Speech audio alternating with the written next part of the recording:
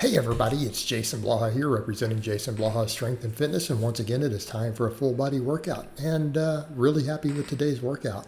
Sticking with pretty much what I said I was going to do. I went ahead and I'm just doing my squats kind of high bar because again, now that my shoulder health is getting better and building the upper back, I feel like I can get really tight up top, and I actually really like it. It feels good and light, feels comfortable on my back, and I feel like this is going to be best for my shoulder health moving forward.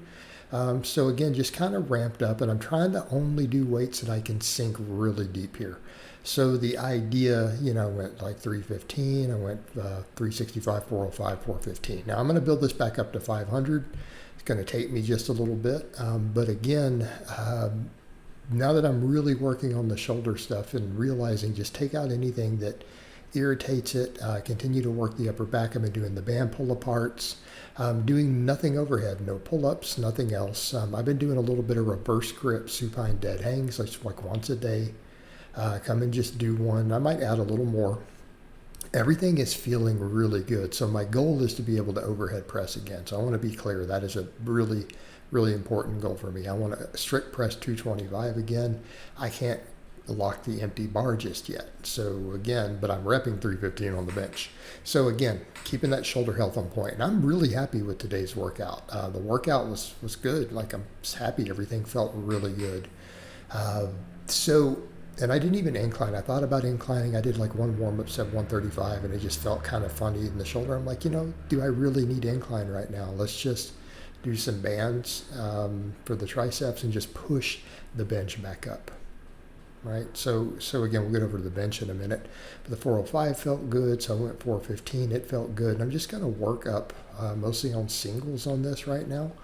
And again, I'm also doing sled sprints, so we're going to get leg stimulus. So my legs are going to grow from all of that. But I think people forget, I was doing every day, just squatting every day. I took a year and a half off from squatting, and I built back up to where I was squatting 485 every day for just a single and doing no other leg work.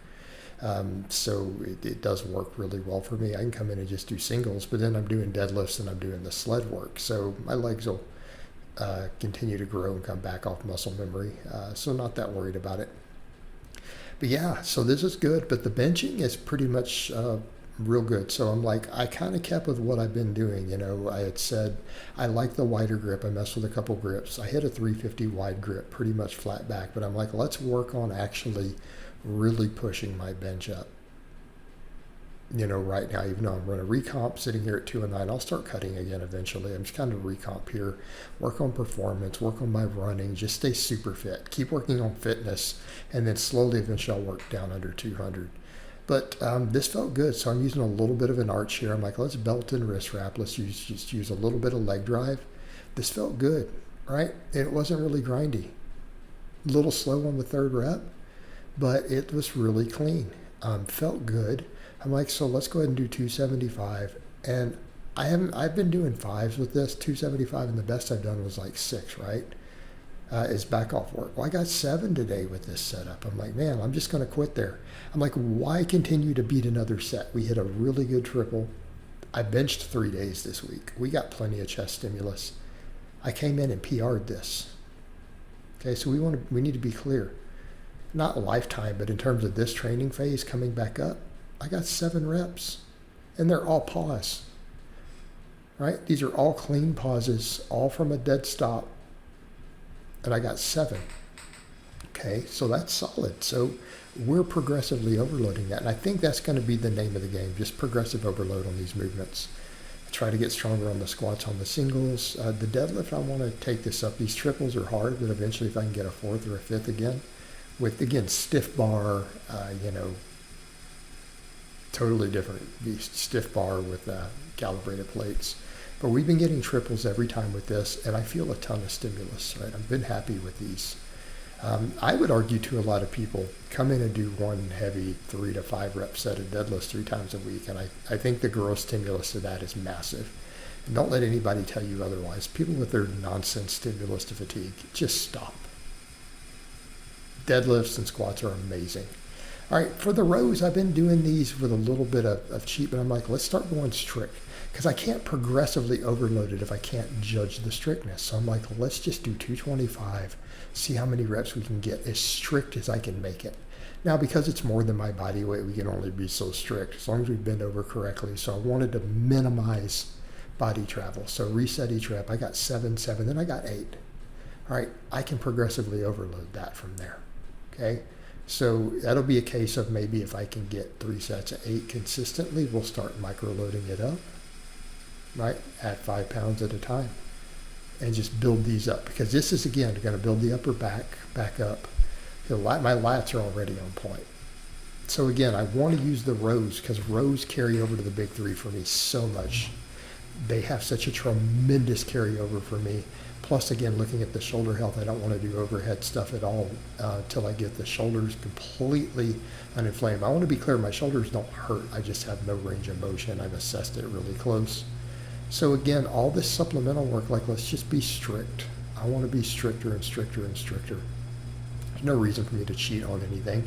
That's not how we stay in the long game. You know? That's not how we survive the long game. We progressively overload with good form and we don't get overuse. And I think avoiding overuse, a big deal. All right, so the curls, I've decided I was going to do the curls as strict as possible. I'm not doing any shoulder movement. I'm keeping them with my arms pinned to my side.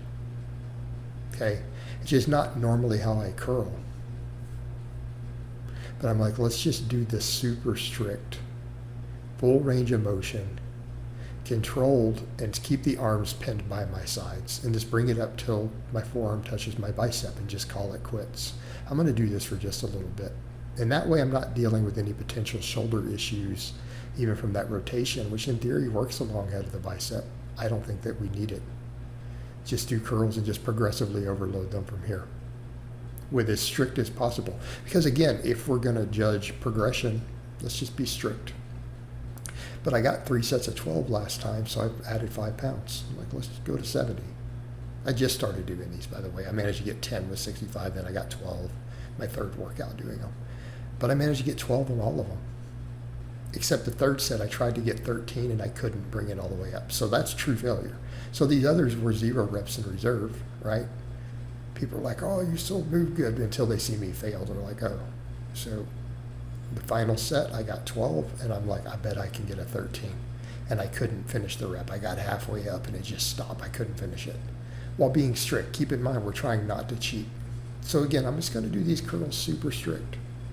And I'm just going to progressively overload them. So I'm going to keep the rows strict, progressively overloaded. The benching, progressively overloaded. So these are movements we can't cheat on.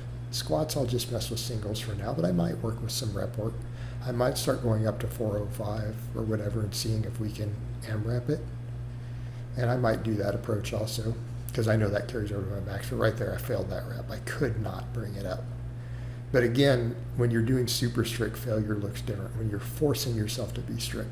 And then I just did 3 sets of band press downs to failure. I lost reps every time. So why the band press downs? Because I want to make sure the tricep strength locks. And I know this is not the best tricep builder, but benching builds triceps, especially when you're heavy and you're progressing. But I know that for me, I was living on these press downs. When I close gripped 365 a few years ago at a heavier body weight, man, these really carried over. But I feel like I can overtrain these if I'm not careful. So I need to be careful to not do these all the time on off days. But I feel like just coming in, finishing off with just some of the band press downs is great for my tendons. It will keep my elbows healthy. And I'm also hoping it will help me with that ability to lock that bicep. Does that make sense? Because of that elbow lockout. Again, just to make sure that we get strong at our ability to do that. I feel like that will help with the bicep health, and it will also help me with the lockout on the deadlift. So again, the idea here, just getting the pump work, keeping the tendons healthy, just making sure there's a little bit of lockout strength. Because as long as I can lock it on the bench, I'm good. But the benching, the pause benching, so doing that and then the rows for the upper back will build my bench and just pause bench and just push bench 3 times a week. Just progress on it. My pecs and triceps and shoulders will grow from that just fine. All right.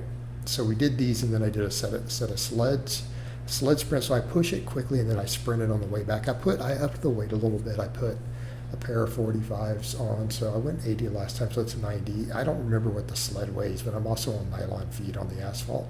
But I'm like, I can progressively overload the sled sprint too a little bit, right? And we'll use that. We'll build conditioning. We'll use it to build legs. And then obviously I run and then I do the slow list on the bike. So I have 3 different cardio modalities. I run 5Ks 3 times a week. I do the list on the bike every day. And then I can do the sled sprint for my really high intensity, at the end of my lifting sessions, because that's going to have a hypertrophic response. So it all carries over, and that's the idea. But really happy with today's workout. Everything felt good. The whole workout felt really good. Everything moved smooth. The strength was good. Nothing hurts. Everything feels good. PR'd some stuff. We're progressively overloading stuff at this body weight. So happy with it. Good way to end the week. So I hope it's been informative, and I'll talk to you guys and gals next time.